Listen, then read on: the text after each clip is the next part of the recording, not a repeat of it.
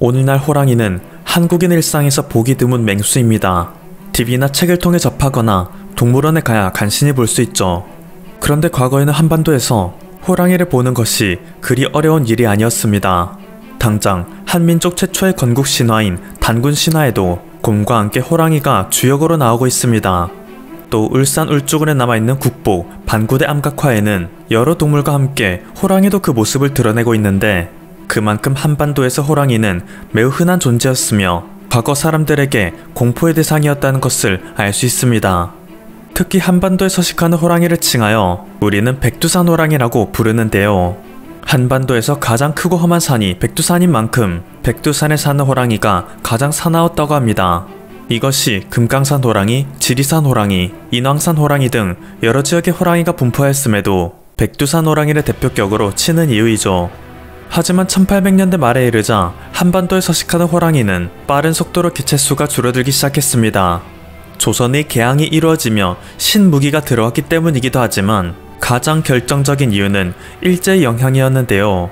과거 한반도에서 원숭이를 찾아보기 힘들었던 것처럼 일본에서는 호랑이를 찾아보기 힘들었습니다. 서로의 서식지가 달랐기 때문이죠. 한반도에서 세력을 뻗치기 시작한 일본인들은 이국의 맹수인 호랑이에 욕심을 내기 시작했고, 호랑이 사냥을 스포츠로 즐기기 시작했습니다. 이것을 대표적으로 즐기던 인물이 일본의 사업가 야마모토 타다사부로인데요. 그는 1917년 야마모토 정호군이라는 거대한 규모의 사냥팀을 조직하여 한반도 내 호랑이를 무차별적으로 사냥하고 다녔습니다. 호랑이의 가죽을 벗겨 자신의 용맹함을 과시하고 싶어 했고, 무엇보다 1916년 일본의 중의원 선거에서 경쟁자였던 야마야 토라조오에게 패배하여 낙선한 것에 대한 분풀이를 하기 위해 호랑이를 사냥한다는 말도 돌았었죠. 그가 작성한 호랑이 사냥 일지인 정호기의 표지에는 말을 타고 다니며 호랑이를 잡던 자신의 그림이 실려 있습니다. 또한 그가 호랑이를 잡으러 다니며 동료들과 함께 불렀던 정호군가와 호랑이와 오라라는 노래는 호랑이로 상징되는 한반도에 대한 침략 의지를 노골적으로 드러내고 있습니다. 이렇게 일제강점시대에 집중적인 말살을 당하다 보니 현재 한반도에서는 호랑이를 찾아보기 힘들게 된 것입니다. 오직 백두산에서만 드문드문 그 모습을 찾아볼 수 있어 한반도 전체에 서식하던 호랑이를 뜻하던 백두산 호랑이는 정말로 백두산에서만 서식하는 호랑이인 것처럼 되어버렸죠.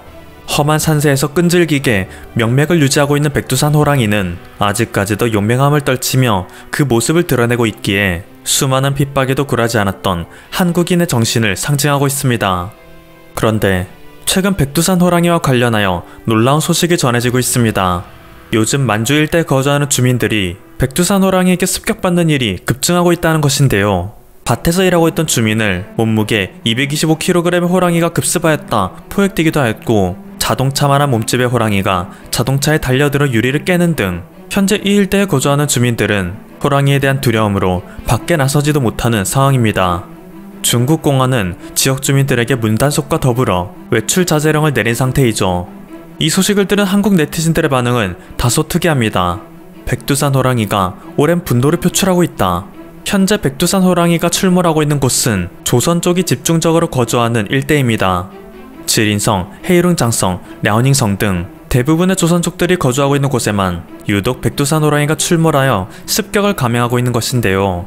이를 보고 국내 네티즌들은 한민족의 복수를 백두산 호랑이가 대신하는 중이라는 의견을 내고 있는 것입니다. 최근 들어 중국의 한국에 대한 동북 공정이 극심해지고 있죠. 김치, 한복, 아리랑 등 각종 문화유산과 더불어 세종대왕 윤동주, 김연아 등 자랑스러운 한국인들마저 중국인이라고 주장되고 있습니다. 그리고 이들의 선봉에는 조선족이 있습니다. 조선족은 자신들의 뿌리가 한민족이라는 이유로 한민족은 중국의 소수민족이고, 따라서 한민족의 문화는 모두 중국의 하위 문화라 주장합니다. 오늘날 그들은 자신들이 동포라고 주장하지만 자랑스러운 중국인이라는 정체성도 갖고 있죠.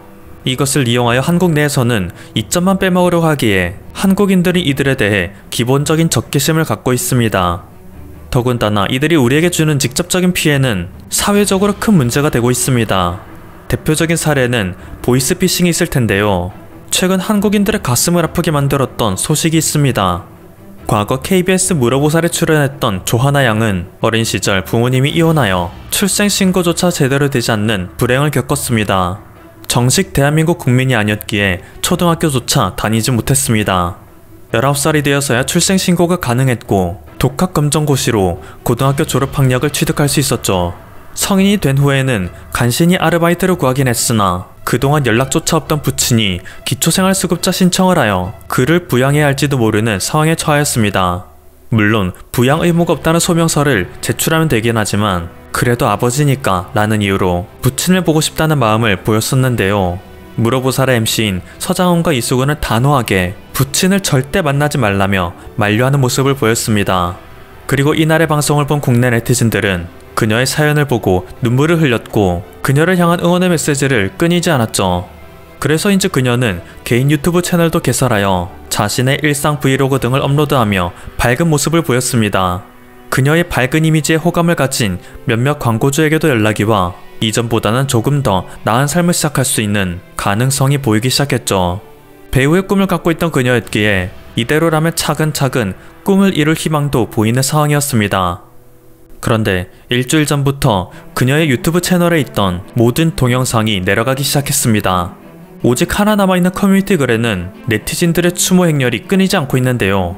그녀는 조선 쪽에게 보이스피싱을 당해 그녀에게 매우 큰 돈이었던 200만원을 잃고 말았습니다. 누구에게는 작은 돈일 수 있지만 그녀에게는 너무나도 큰 돈이었던 200만원을 잃자 그녀는 한동안 매우 괴로워했다고 합니다. 그리고 결국 극단적인 선택을 하여 세상을 뜨고 말았죠. 최근 5년간 피해 금액은 약 2조 1000억 원, 25만 건의 사건, 17만여 명의 피해자가 발생했습니다. 법무부와 금융감독원이 조사한 자료에 따르면 2016년부터 2020년까지 약 5년의 기간 동안 보이스피싱에 의해 발생한 피해액이 2조 원에 달하는 것입니다. 2016년 한 해 동안 피해액은 1468억 원이었지만 2020년에는 7천억 원의 피해액이 발생했습니다. 한 가지 주목할 사실은 2019년과 2020년 사이에 20대 이하의 피해자들이 급증하였다는 점인데요. 2019년 3,855명이었던 20대 보이스피싱 피해자는 2020년 5,323명으로 38.1% 급증하는 모습을 보였습니다.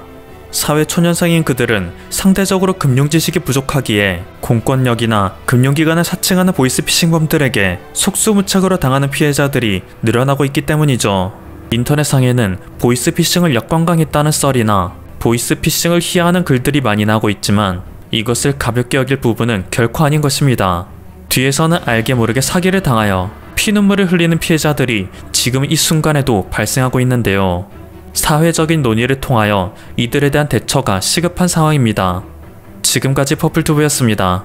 여러분의 구독과 좋아요 그리고 알림 설정은 콘텐츠 제작에 큰 힘이 됩니다. 감사합니다.